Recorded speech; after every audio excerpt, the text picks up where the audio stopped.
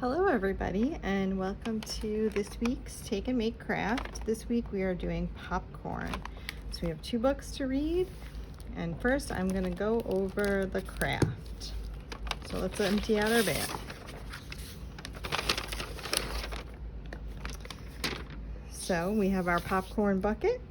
The cotton is going to be our popcorn. And then this cup, when you add water, it's magically going to turn into some yellow water. So the first thing you're going to do is put a lot of glue all over here, and you can use stick glue, Elmer's glue, whatever you have, and you're going to glue down all your popcorn however you like. And then once all your popcorn is glued down, what do we like to put on our popcorn? I like to put butter. So you're going to take your pipette, or you might have something that looks like a dropper, and you're going to put it in your water, and you're going to squeeze the top. You're going to get that water in there, and then you're going to drizzle that all on your popcorn. Put some nice butter on there. And also, if you want, you can color your popcorn bucket. Usually they're red and white striped, but you can make it whatever color you like. And grown-ups, this project is a little messy. As you can see, the butter is going to be going through the paper a little bit.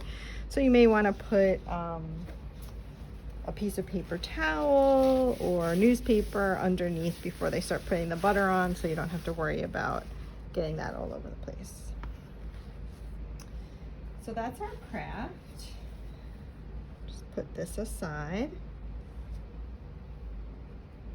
And then we can get to our books. So our first book is called Ben and Zip, Two Short Friends. It's written by Joanne Linden and illustrated by Tom Goldsmith. And the publisher is Flashlight Press. And this book is about a boy and his dog, and they like to eat popcorn. Ben was short, Zip was shorter. They skipped along the boardwalk toward their favorite spot, Wally's popcorn wagon, while swarms of people sunned and strolled on the sandy beach. Suddenly, the sky turned black. The wind began to blow, thunder boomed, and Zip bolted into the crowd. "Zip, Zip," Ben called into the wind. Ben pushed his way through the crowd to look for Zip, but all he saw was right knees, left knees, knees with sandy patches, fat knees, bony knees, knees with bumps and scratches. "Too many knees," said Ben, "and more thunder. I need to find Zip." Ben scooted onto a bench to get a better view, but all he saw was round bellies, flat bellies, bellies white and brown, hairy bellies, jelly bellies, bellies hanging down. "Too many bellies," cried Ben. "Where is Zip?"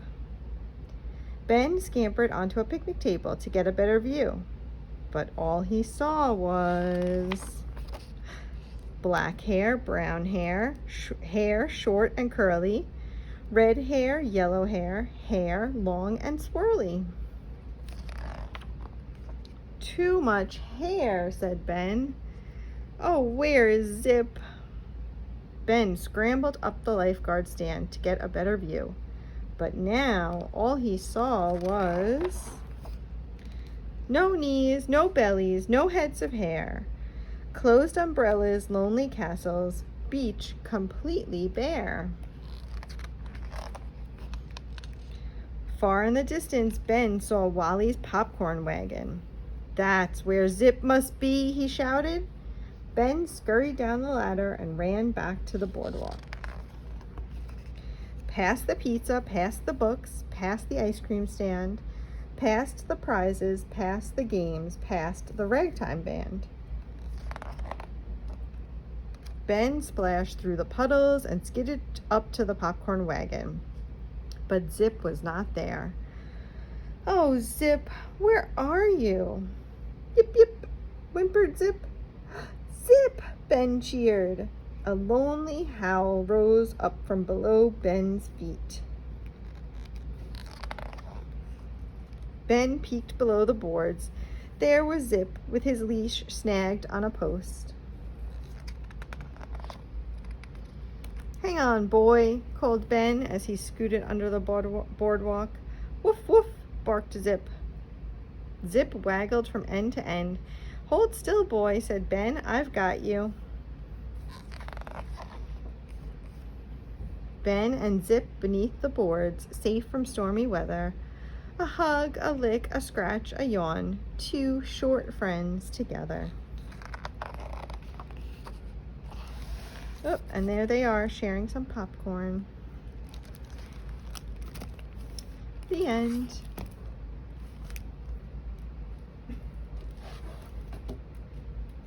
Now our next book is called a nonfiction book. And that is a book that tells you facts and true things. So this book is called Corn, and it's by Gail Gibbons. And it's published by Holiday House. So we're going to learn about corn. Corn is so good to eat. Corn is a grain that was cultivated thousands of years ago in what is now called Mexico and Central America. It was the major crop for the great Mayan civilization. The Aztecs also had a great civilization and used corn in many ways to feed themselves and their animals. The native peoples in what is now called Canada and the United States also grew corn. In 1620, people sailed from England to the Americas and came ashore in what is now Plymouth, Massachusetts. They were called Pilgrims. The winter was cold and they had very little to eat. In the spring, local Native American Indians taught the Pilgrims how to grow corn. In the fall, the Native American corn was fully grown. The Pilgrims held a great feast celebrating their bountiful harvest. The Native Americans joined them at this first Thanksgiving. The Pilgrims learned to use corn in many different ways. And look, I see popcorn. This is what a common corn plant looks like. The roots, the stalk, the ear, a leaf, and a tassel. It is generally agreed that there are 4 different types of corn: sweet corn, popcorn, flint corn, and dent corn. Each type has many varieties. Sweet corn is the most common corn that people eat. People love eating sweet corn because the kernels are soft, sweet, and juicy. Sweet corn is harvested just before the kernels turn hard. All other types of corn are harvested after the kernels turn hard. Popcorn. Popcorn is a great snack food. So this is how popcorn is made. A hull covers a kernel. Inside each kernel there is some moisture. When a kernel is heated, the moisture expands. Pop! The hull bursts open. Now the popcorn is ready to eat. Flint corn. Flint corn is used in many foods we eat. It is used to feed animals too. So let's see, it's used in cereal, fall decorations, polenta, cornmeal, grits, and animal feed. Dent corn. Dent corn is also used for many different kinds of foods. Corn muffins, flour, cornbread, tortilla chips, tacos, tortillas, and tamales, and animal feed. Here's how they plant corn.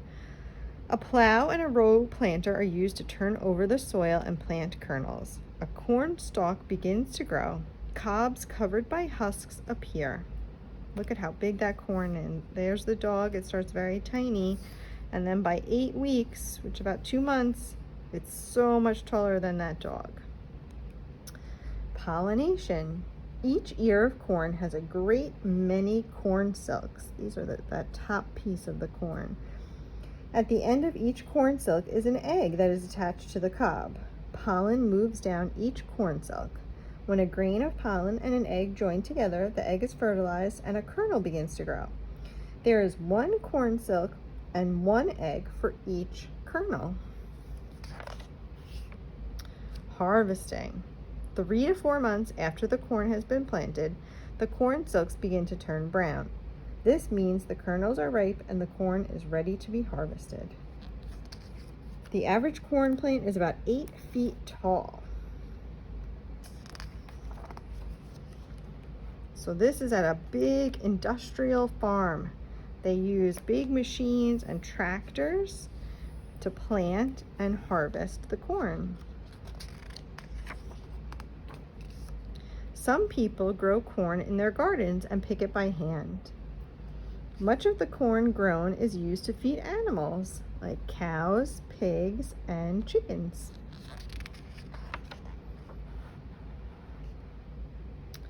It's amazing how many ways corn can be used. Wow, look at this page. All the things corn can be used for.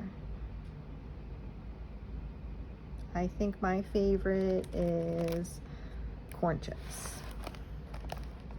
Corn can also be nutritious and delicious. Here's all the corn. Here's where corn is grown in the United States. Illinois, Indiana, Iowa, Kansas, Minnesota, Missouri, Nebraska, Ohio, South Dakota, and Wisconsin are the highest corn producing states. And it's also grown in Canada, Ontario, and Quebec. Corn is grown on every continent except Antarctica. Wow, so now you guys know a lot about corn, and I hope you have fun making your craft, and we'll see you next week. Thanks.